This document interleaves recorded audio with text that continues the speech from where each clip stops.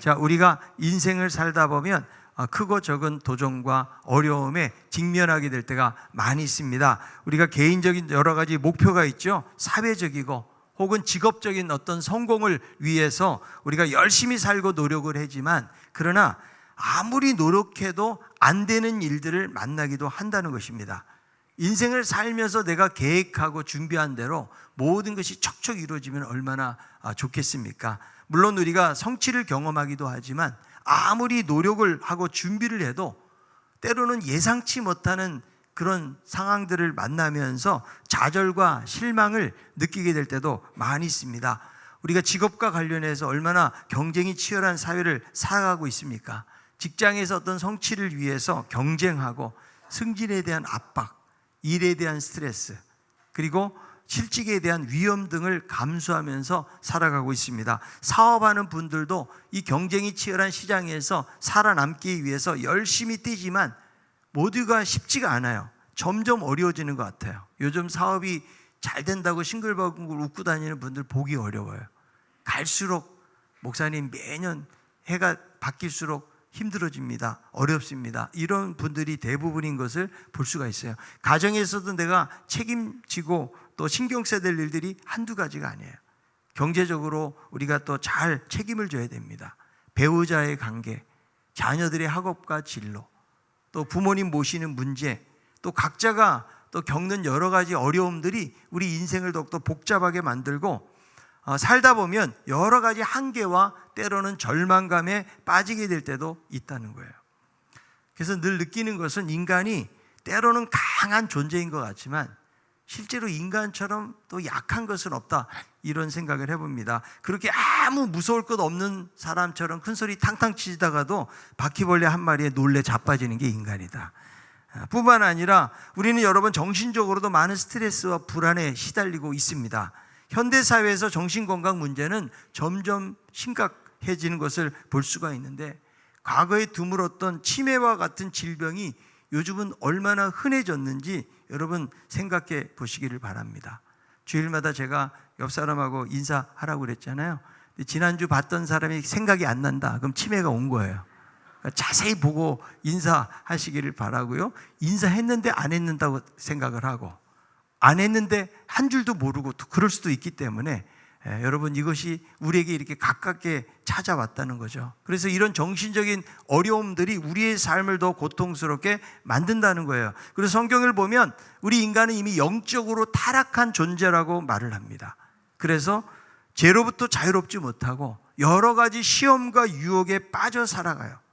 그리고 각자의 삶 속에서 여러 가지 고난과 여러 형태의 어려움들이 찾아와서 우리의 계획과 기대가 무너지기도 하고 깊은 좌절과 슬픔에 빠져 살기도 한다는 거예요. 그래서 살아보면서 느끼는 것은 우린 늘 삶의 한계를 느끼며 살아갈 수밖에 없다. 때로는 너무 무기력하게 우리가 이 세상을 살아갈 수도 있다는 것입니다. 그런데 오늘 말씀을 보니까 우리의 힘이나 능력으로는 안 되지만 하나님의 영으로 된다고 말씀해요. 오직 나의 영으로 되느니라, 오직 성령으로 된다고 말씀해주고 있다는 것입니다. 이 스가랴서는 포로기한 시대의 메시지를 다루고 있거든요. 페르시아의 고레스 왕이 포로기한을 허락해 주어서 백성들이 고국으로 기환을 하게 되어지는데, 이 포로기한을 다룬 성경책이 바로 학개, 스가랴, 말라기예요. 이 세 권이 공통적으로 다루는 내용이 무엇입니까? 포로기한 후에 여러 가지 백성들의 삶이 초라하고 고단한 현실을 살아가지만 하나님 나라의 비전을 제시해 주는 거예요. 그리고 여호와 신앙을 어떤 상황 속에서도 잃어버리지 말고 하나님 의지하면서 살아갈 것을 위로하고 격려해주고 있다는 것입니다. 이 스가랴서 1장부터 8장까지 보니까 스룹바벨 제2성전이 재건된 직후를 배경으로 다루고 있는데, 자, 이스라엘 백성들이 고레스 칙량으로 기한을 해서 성전 건축이 시작이 되었어요. 그런데 사마리아 같은 그런 민족, 주변 민족들이 반대를 하고 비방하고 공격하는 것 때문에 성전의 기초를 재건하고 한 16년 정도가 이제 흘러가고 중단이 된 거예요. 그러니까 기초만 만든 채 10수년이 지금 지나가고 있는 것입니다. 이때 혜성같이 나타난 선지자가 바로 학개 선지자예요. 우리가 몇 달 전에 학계에서에 대해서도 살펴보았는데요. 하나님이 무엇이라고 책망하십니까? 너희가 아직 건축할 시기가 안 되었다라고 말하지만 그것은 다 핑계다. 너희의 집은 집다운 집을 갖추고 화려하게 꾸미고 있는데 어찌하여 이 성전은 방치하고 있느냐? 너희 행위를 돌아볼 것을 말씀해 주고 있어요. 너희가 많이 뿌리고 수고하여도 왜 소득이 없는지 아느냐? 구멍난 전대에다가 무엇을 집어넣는 것과 같다는 거예요. 왜 곡식을 뿌렸는데 왜 결실하지 못하고 이런 흉년이나 이런 재앙들이 찾아오는 것이냐?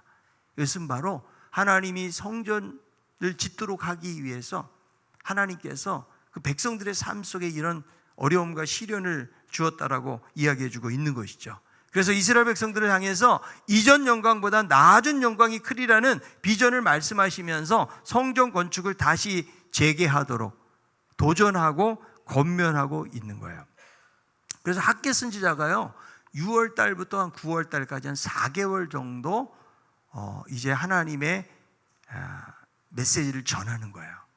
그리고 같은 해에 한 두어 달 지나서 스가랴 선지자가 나타나서 같은 동시대죠. 같은 해. 성전 재건에 대해서 지금 독려를 하고 지금 성전 건축을 완성케 하는 거죠. 자, 학개를 통해서 말씀하셨지만 여전히 이스라엘 백성들이 하나님의 말씀을 듣고 성전을 시작을 했거든요. 그런데 한 달쯤 지나니까 무슨 생각을 합니까? 이전에 성전의 영광을 본 사람들이 과거와 자꾸 비교해가지고 초라하게 생각을 하는 거예요. 그리고 마음이 낙심이 되는 거죠. 그래서 하나님이 학개를 통해서 뭐라고 말씀하세요? 두려워하지 말고 스스로 굳세게 하여라, 이런 권고를 하신 거예요. 그리고 다시 스가랴 선지자를 보내셔가지고 하나님 나라의 비전을 부어주시면서 더 이상 너희들이 머뭇거리지 말고 계속해서 이 성전을 건축해 갈 것을 말씀해주고 있는 거예요. 이스라엘 백성들에게 성전은요 너무 중요한 거예요. 이들은 바벨론 70년의 생활을 하면서요 하나님 중심의 신앙생활 하기가 어려워요. 무엇이 없었기 때문에, 성전이 없었기 때문에. 자, 우리들도 여러분 교회가 없다고 생각을 해보세요. 내가 아무리 가정에서 뭐 예배드리고 찬송하고 기도한다고 할지라도 우리의 신앙이 유지되기는 너무나 어렵다라는 거죠. 그래서 성전을 다시 짓게 만들고 이 성전을 통해서 주시는 비전이 무엇입니까? 바로 메시아에 대한 비전을 주는 거예요. 하나님 나라가 도래하게 될 것이라는 그런 비전을 하나님이 주고 계시는 것이죠. 그래서 이 스가랴서를 보니까요 8개의 환상이 나옵니다.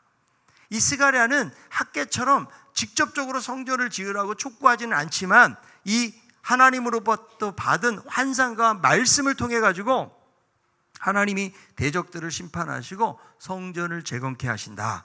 그리고 선민들에게 승리와 영광을 가져다 줄 것을 그들에게 약속하고 다시 한번 위로와 격려를 해주고 있는 거예요. 자, 오늘 우리가 읽은 이 4장에 보니까 순금 등대가 나오고요. 그리고 두 감람나무 환상에 대해서 말씀해 주고 있어요. 자, 스가랴 4장 2절 3절을 다 같이 한번 읽어보도록 하겠습니다. 그가 내게 묻되 내가 무엇을 보느냐? 내가 대답하되 내가 보니 순금 등잔대가 있는데 그 위에는 기름 그릇이 있고 또 그 기름 그릇 위에 7 등잔이 있으며 그 기름 그릇 위에 있는 등잔을 위해서 7간이 있고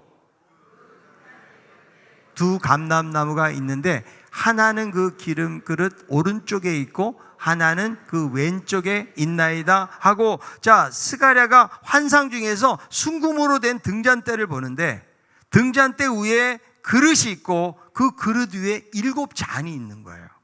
그리고 등잔이 7간을 통해서 기름을 공급받고 있는데 양쪽에 두 감람나무가 있다는 그런 환상을 본 것입니다. 자, 이 환상은 과연 무엇을 의미하는 것일까? 자, 4장 6절에 있는 말씀, 이것을 지금 보여주고 있다는 거예요. 읽어봅니다. 그가 내게 대답하여 이르되 여호와께서 스룹바벨에게 하신 말씀이 이러하니라. 만군의 여호와께서 말씀하시되 이는 힘으로 되지 아니하며 능력으로 되지 아니하고 오직 나의 영으로 되느니라. 이것을 지금 보여주고 있다는 거예요.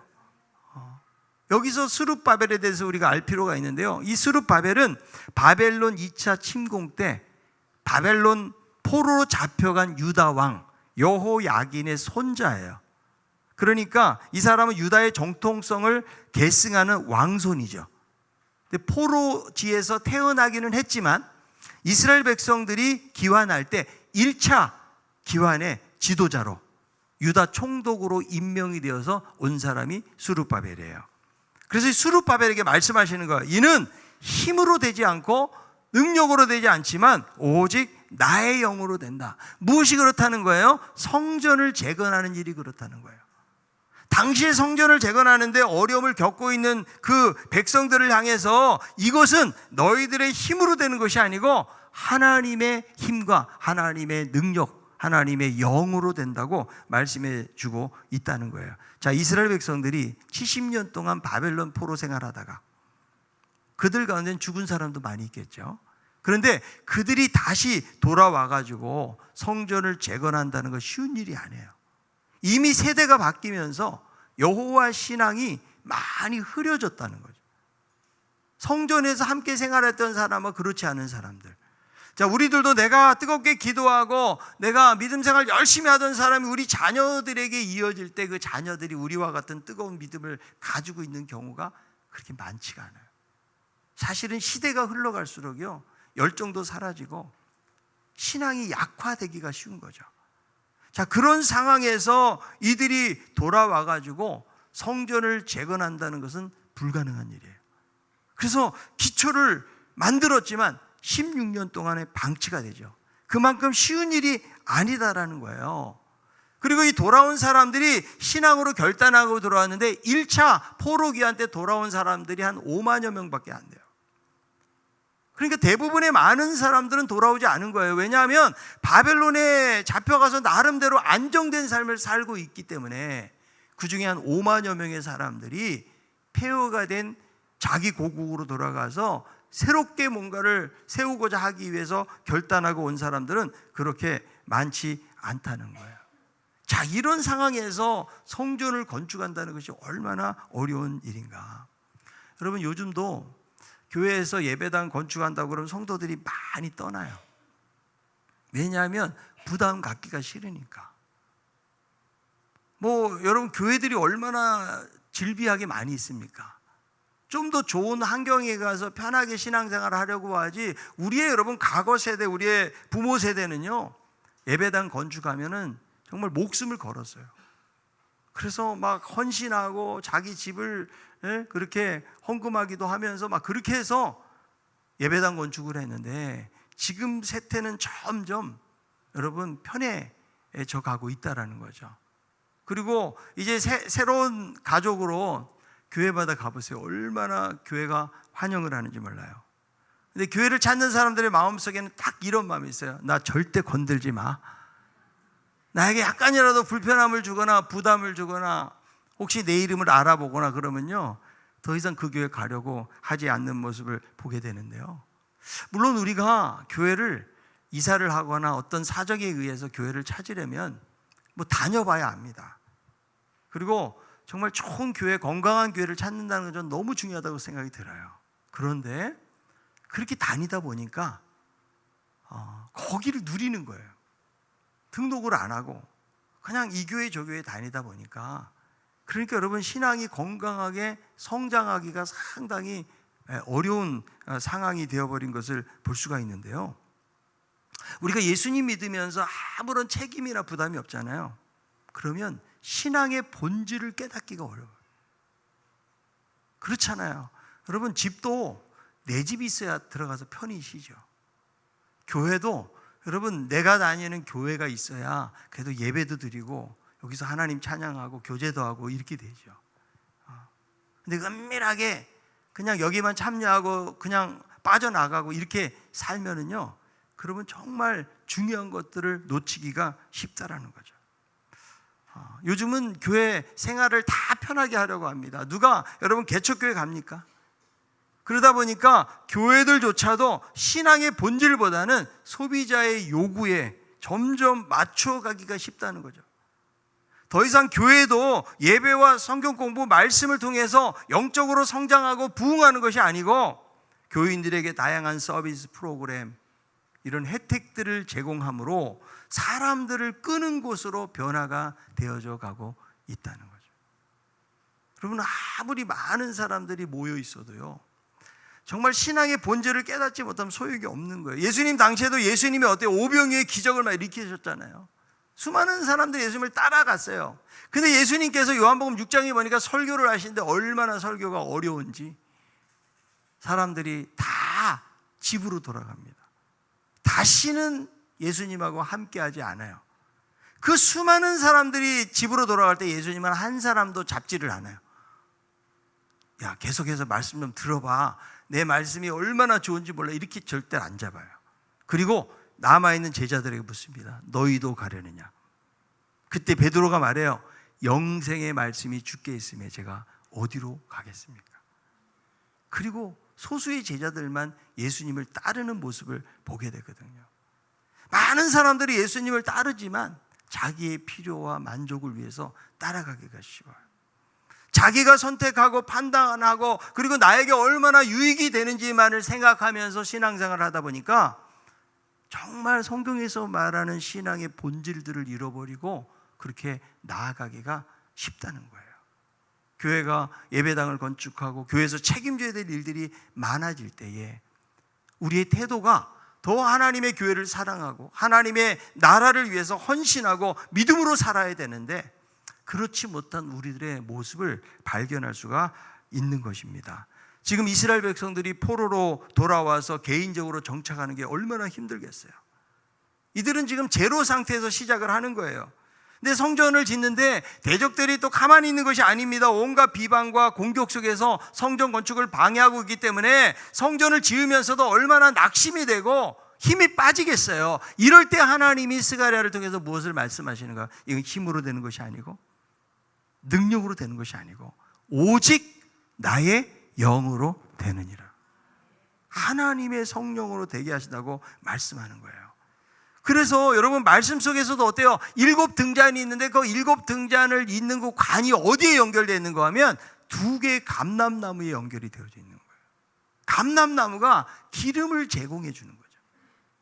기름이 제공되지 않으면 그 등잔은 밝힐 수가 없는 거예요. 여러분, 우리도 마찬가지예요. 자동차가 아무리 좋으면 뭐예요? 기름이 없으면 가지를 못해요. 우리들도 내가 인간적으로 많은 능력과 많은 힘이 있고 뭔가를 잘 이루면서 살 것 같지만 하나님으로부터 그 기름이 공급되지 않으면 우리의 하는 일들은 헛것이 될 수밖에 없고 그것은 하나님의 위대한 역사를 이룰 수가 없다라는 것입니다. 자, 예수님이 십자가에 죽으시잖아요. 3년 동안 예수님께 훈련받았던 제자들이 어땠어요? 십자가를 이해하지 못했어요. 제자들은 다 동상이몽이에요. 그리고 정치적인 메시아를 바라고 있다가 그냥 예수님 잡혀가니까 이게 아닌 게벼 그러고 다 도망가 버렸어요. 그렇게 믿었던 베드로 3번이나 부인했어요. 정말 믿을 만한 사람이 없어요. 그런데 예수님이 부활하시고 승천하시면서 제자들에게 남기신 말씀이 있어요. 자, 마태복음 28장 19절 20절에 있는 말씀 읽어봅니다.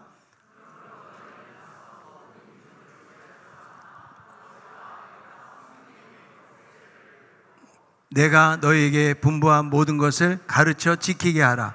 볼지어다 내가 세상 끝날까지 너희와 항상 함께 있으리라 하시니라. 모든 민족에게 복음을 전하라고 그랬어요. 그런데 지금 예수님 살아 생전에 제자 훈련 받았던 제자들의 모습은 형편없다니까. 그 중에 가룟 유다처럼 예수님 배반한 사람도 있고 예수님 3번씩이나 부인하고 제자들이 다 도망가 버렸어요. 그런데 예수님이 안 계시는데 어떻게 담대하게 세상에서 복음을 전할 수 있겠냐는 거예요.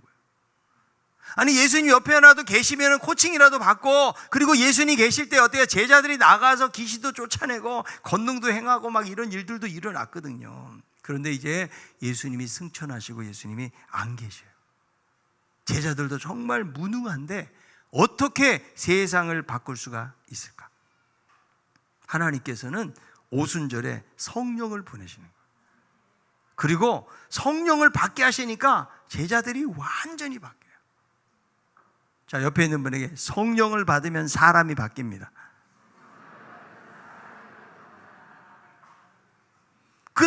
도망갔던 겁쟁이들이 어때요? 담대하게 복음을 외치고요. 예수님을 3번씩이나 부인했던 베드로가 외치는데 하루에 3,000명이 변화받고 돌아와요. 5,000명이 변화받고 돌아오는 거예요. 이런 역사가 일어나는 거예요. 성령으로 충만해지니까 복음을 전하는데 거리낌이 없고 두려움이 없어요. 간원들이 이제는 예수의 이름을 가르치지도 말아라, 전하지도 말아라 그랬는데 뭐라고 고백합니까? 우리가 보고 들은 것을 전하지 아니할 수 없다. 완전히 못 말리는 사람들이 된 거예요. 왜 그럴까요? 하나님의 영으로 변화가 되었기 때문에. 여러분, 두렵고 떨리는 거예요. 우리가 길 지나가는 사람에게 여러분 전도지 한 장 주는 것도 쉬운 게 아니에요. 아마 한 번도 전도지 한 번 줘보지 못한 사람들 많을걸요. 그것도 뭔가 담대해야지 줄 수가 있는 거예요. 내가 안 믿는 사람에게 내가 담대하게 복음을 전할 수 있는 거 그냥 전할 수 있는 것이 아니에요. 하나님의 영이 우리 가운데 충만하게 임하면 이 겁쟁이였던 제자들이 변화가 된 것처럼 그렇게 변화가 될 줄로 믿습니다.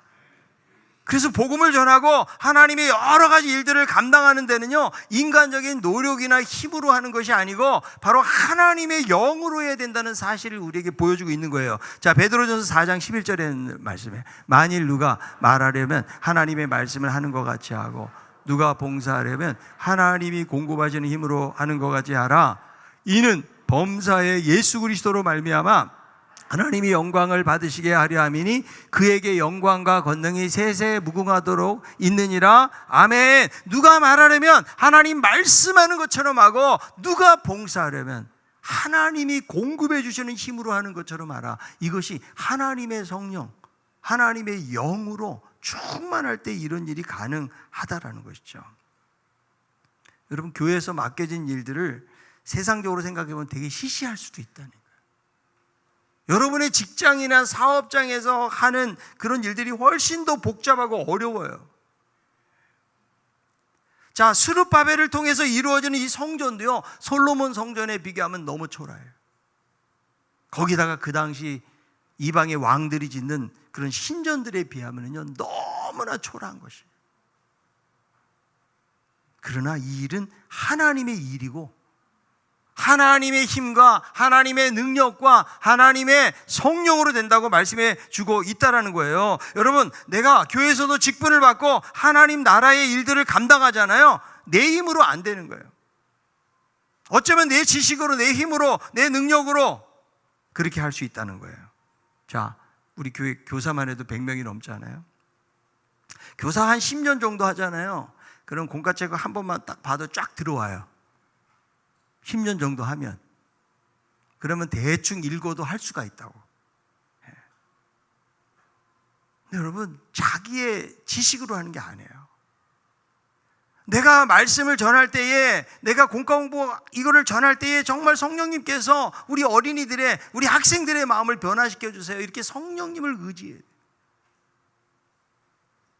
오늘 권사님이 진짜 공부도 못하시고 초등학교도 못 나왔어요.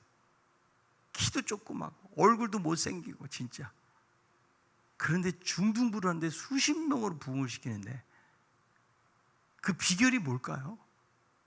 그분이 뭐 지식적으로 아이들을 잘 다루고 막 현대에 맞게 뭐를 해서 그렇게 되는 걸까요? 하나님의 성령을 의지하면서 그런 역할들을 감당했더니 그렇게 못 배우고 가진 것도 없고 부족한 분을 통해서도 하나님의 역사가 드러난다는 거예요. 저도 제가 이게 설교하잖아요. 제가 뭐 얼마나 제가 무슨 많은 지식이 있다고 여러분을 변화시키겠어요. 여러분들도 설교를 들으면서, 저의 설교를 들으면서 정말 성령님을 의지해야 돼요. 네, 성령님을 의지하고 그 성령께서 내 마음의 문을 열어달라고. 자, 사도 바울이 말씀을 증거하는데 강가에서 어때요? 루디아의 마음을 열어주셔요. 누가? 성령님이. 그 부유한 상인이에요, 루디아는요. 근데 루디아를 통해서 빌립보 교회가 생겨나잖아요. 똑같이 들어도 마음을 여시고 성령님이 함께 하니까 감동이 돼가지고 거기서 하나님의 교회가 시작이 되어지는 것처럼 우리들도 말씀을 들을 때 평범한 말씀일 수도 있지만요, 그 말씀 한마디가 우리의 심령을 찌르고 우리의 삶을 변화시키시고 우리의 인생을 변화시킨다. 여러분, 우리의 힘이나 능력으로 되는 게 아니라고요. 여러분이 낳은 자식들 마음 변화시킬 수 있어요? 내가 낳은 자식도 마음 변화 못 시켜요. 자, 수십 년 살아온 남편의 마음 변화시킬 수 있습니까? 안 돼요. 누가 하셔야 돼요? 성령님이 하셔야 돼요. 매 주일마다 우리 3부 우리 예루살렘 찬양대 너무 감사해요. 찬양하는 것도 하나님의 성령으로 충만해져야 돼요. 우리 찬양대원이 아멘 해야 되는데 다른 사람들이 아멘 하고 있어요.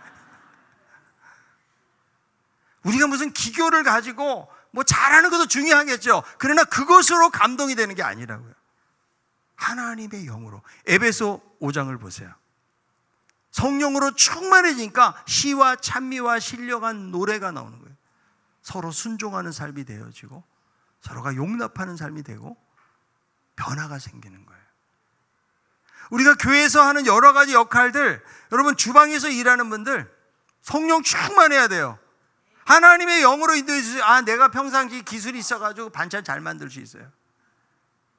그러나 하나님의 영으로 감동이 되면 여러분 사역이 달라진다.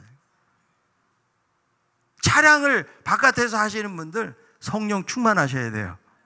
아, 제가 많이 해서 잘합니다. 얼마나 고집 센 분들이 많은지 몰라요. 가래도 안 가요. 성령으로 충만해. 내가 안내를 쓰고 내가 교회에서는 허접하고 작고 부족하고 사람들이 알아주지 않는 일이라 할지라도 하나님의 영으로 감동이 되어서 일을 하기를 하나님 원하시는 거죠. 그게 세상적으로 볼 때는 보잘것없고 시시한 일 같고 사람들이 알아주지 않은 일 같다고 할지라도 하나님의 영으로 되느니라. 여러분, 그것을 우리가 늘 기억할 필요가 있다라는 거예요. 내가 기도하고 찬양할 때 하나님의 영으로. 여러분, 내가 기도할 때도 그냥 내 지식을 가지고 하나님 앞에 기도하는 것이 아니고 하나님이여 강구의 영을 내게 부어주시고 회개의 영을 내게 부어주옵소서.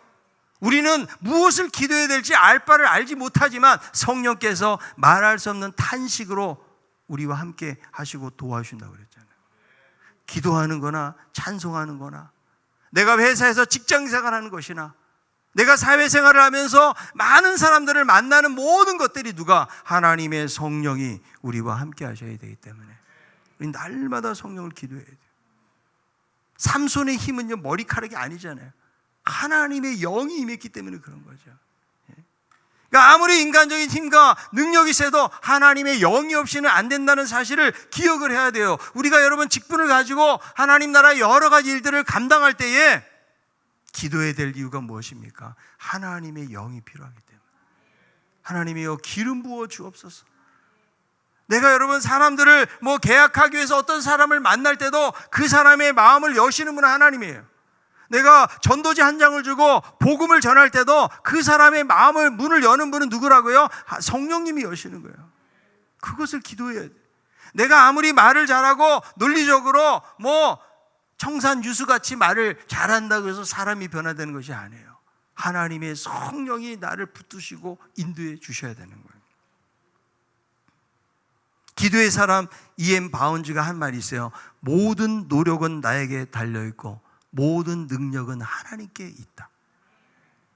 노력과 능력의 차이예요. 우리는 노력할 뿐이에요. 능력을 주시는 분은 하나님 줄로 믿습니다. 여러분, 피터 디슨의 하나님을 아는 우선순위라는 책에 보니까 인도 라마드에 대한 이야기 거기 나오거든요. 한 번은 이 라마드, 이 사람이 강도짓 하는 사람이에요. 어느 집에 들어가서 담배 만들기에 딱 맞는 얇은 페이지가 있는 검은 책을요 자루에다 넣어서 나옵니다. 그 후 매일 저녁 이 검은 책 한 페이지씩 뜯어가지고 그걸 가지고 담배를 말아가지고 만들어서 이렇게 담배를 피운 거죠. 근데 어느 날 이 라마드가 담배를 이제 피우기 위해서 페이지를 뜯었는데 그 책에 적힌 내용들이 궁금해진 거예요. 그래서 담배를 말기 전에 먼저 그 책을 읽어보면서 몇 주가 지났어요. 찢어진 페이지를 읽던 라마드가 무릎을 꿇고 자신의 죄를 용서해달라고, 구원해달라고 예수님께 요청했는데 그 검은 책이 바로 신약 성경이었어요.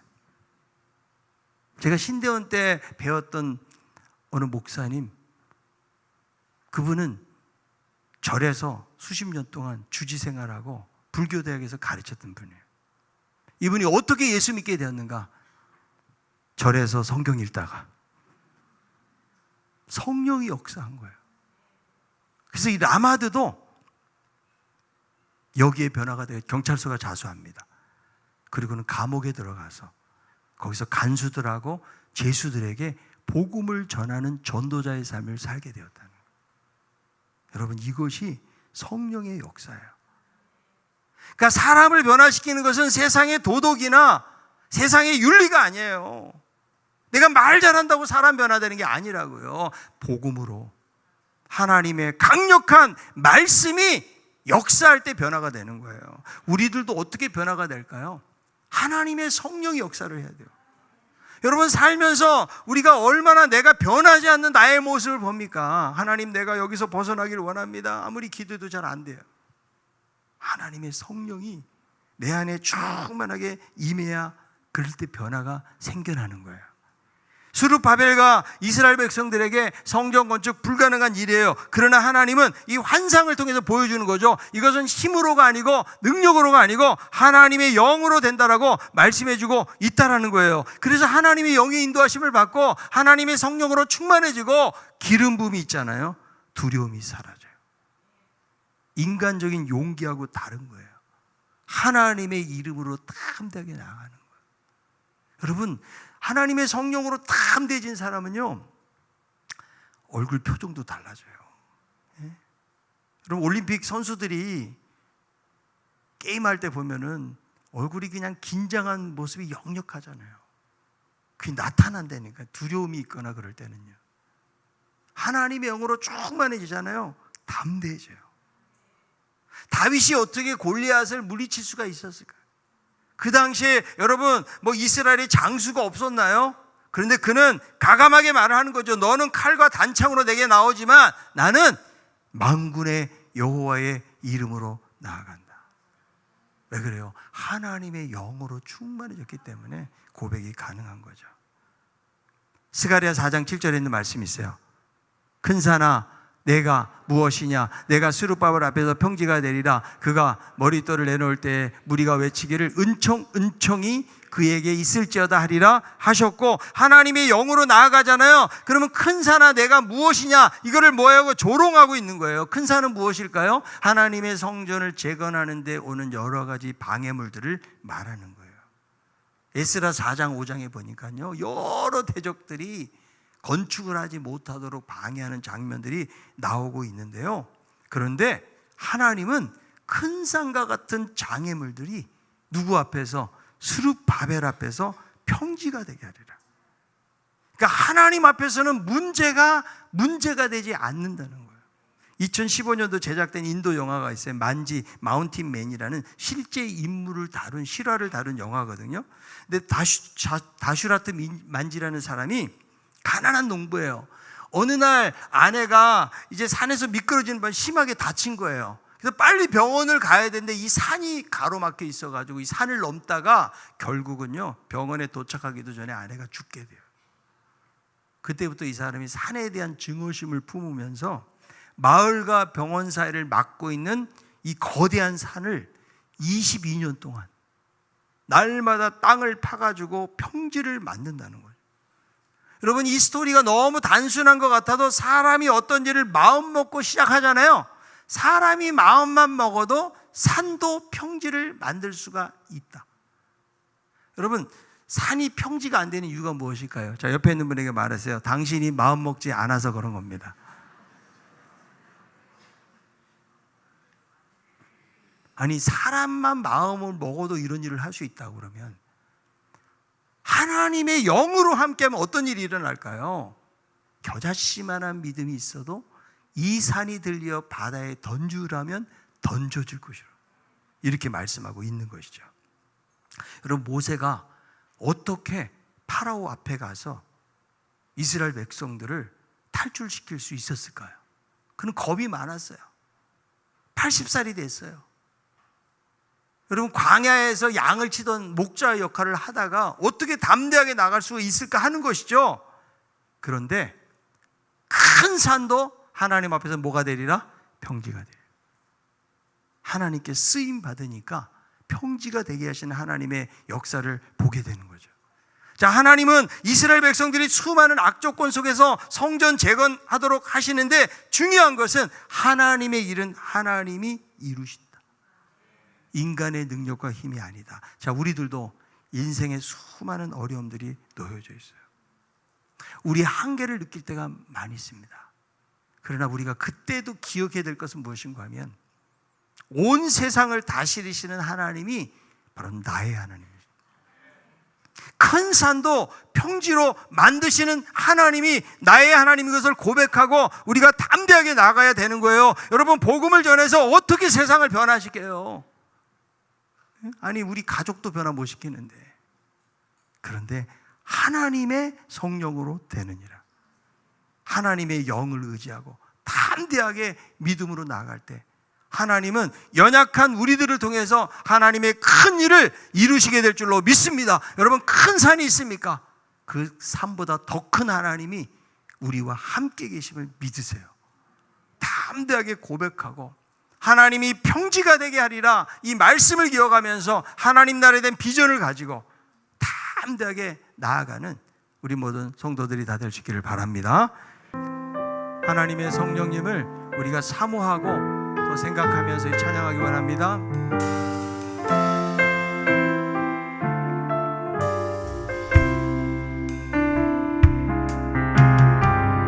허무한 시절 지날 때, 기쁜 한숨 내쉴 때, 그런 풍경 보시면 다시 가는 분인데, 고와 같이 너희를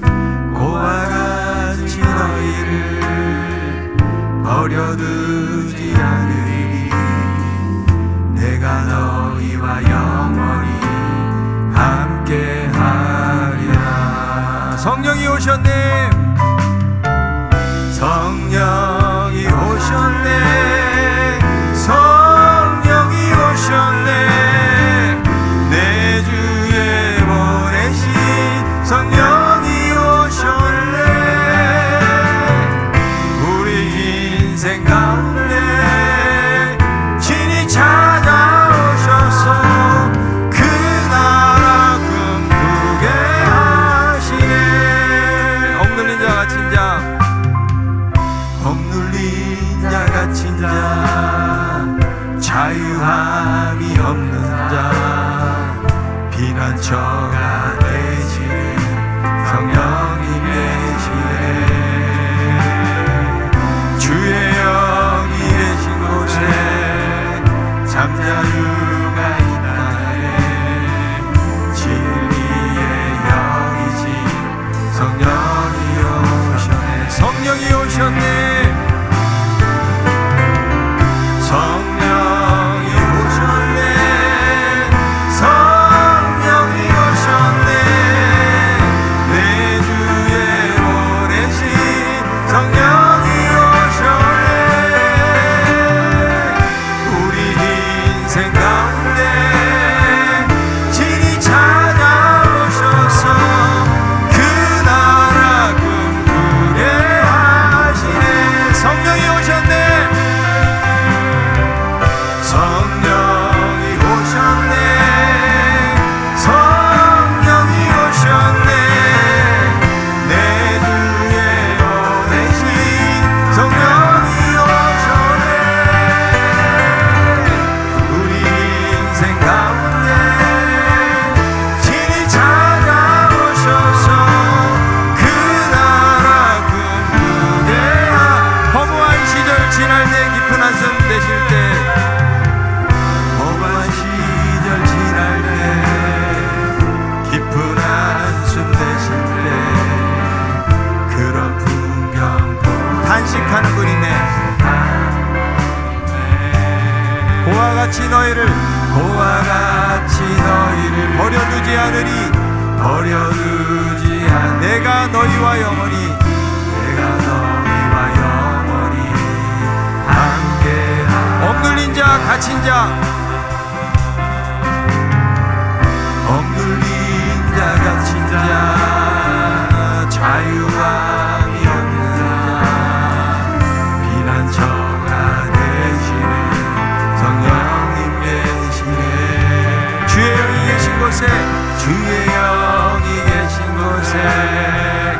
잠자유가 진리의 영이신 한번 두 손을 높이 들고 성령이 오셨네. 성령이 오셨네. 성령 내 주에 보내신 내 주에 성령이 오셨네. 성령이 오셨네. 우리 인생 가운데 진이 찾아 그 나라 꿈꾸게 성령이 오셨네.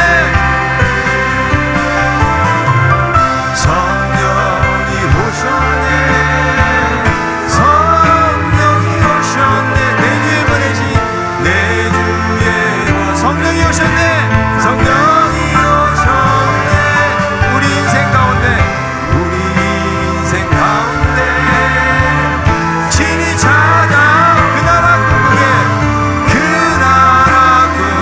자 마지막으로 성령이 오셨네. 성령이 오셨네. 내 주에 보내신 성령이 오셨네. 우리 인생 가운데 진이 찾아오셔서 진이 찾아 그 나라 꿈꾸게 하시네. 아멘. 같이 한번 기도하기 원합니다. 이는 힘으로 되지 않고 능력으로 되지 않고 오직 나의 영으로 되느니라. 하나님의 성령으로 우리 한 사람 한 사람 기름 부어주시고 충만하게 하여 주시옵소서. 오순절날 거기에 모인 각 사람이 한 사람도 빠짐없이 성령의 충만함을 입었던 것처럼 하나님, 우리의 힘으로 안 됩니다. 우리의 능력으로 안 됩니다. 오직 하나님의 영으로 될 줄로 믿습니다. 이스라엘 백성들이 어떻게 성전 재건을 그 많은 대적들의 공격과 비방 속에 할 수 있었겠습니까? 그러나 스룹바벨 앞에 큰 산이 평지가 되게 하리라. 아무리 큰 산도 우리 살아계신 하나님을 의지하고 성령으로 충만해지면 하나님이 뛰어넘게 하실 줄로 믿습니다. 산이 평지가 될지어다. 하나님의 성령으로 우리에게 기름 부어주시고 하나님의 성령을 힘입어 살아가는 우리들 모두가 되게 도와달라고 우리가 같이 한번 한 목소리로 기도하겠습니다. 하나님 아버지, 은혜를 감사합니다. 하나님의 성령으로 되느니라. 아버지여, 우리의 힘으로 우리의 능력으로 되지 않고 하나님의 성령으로 되는 말씀의 사원이 큰 산이 하나님이여 평지가 되게 하실 줄로 믿습니다.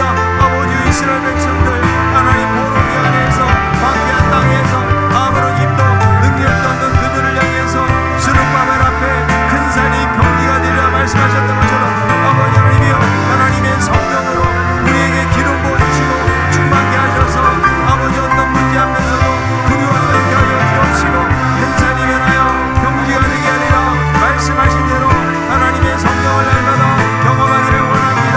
우리가 성령 충만해서 찬양하게 하시고 성령 충만해서 예배하게 하시고 성령 충만해서 전도하게 하시고 성령 충만하게 하나님의 일들을 감당해 갈 수 있도록 아버지 저희들을 붙들어 주옵기를 원합니다.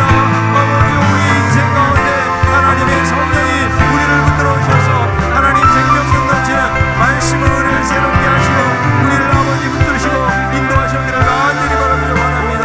아버지, 하나님 아버지, 이스라엘 백성들 바벨론 포로 후에 돌아와서 아무런 소망도 힘도 능력도 없는 그들을 향해서 이는 힘으로 능력으로 아니 되고 오직 나의 영으로 되느니라 말씀하신 하나님, 스룹바벨아 큰 산이 평지가 되리라고 말씀하신 아버지, 저희들 한 사람 한 사람도 하나님의 성령으로 충만하게 하여 주시옵소서. 아버지, 어떻게 세상을 변화시키는 삶을 살 수가 있겠습니까?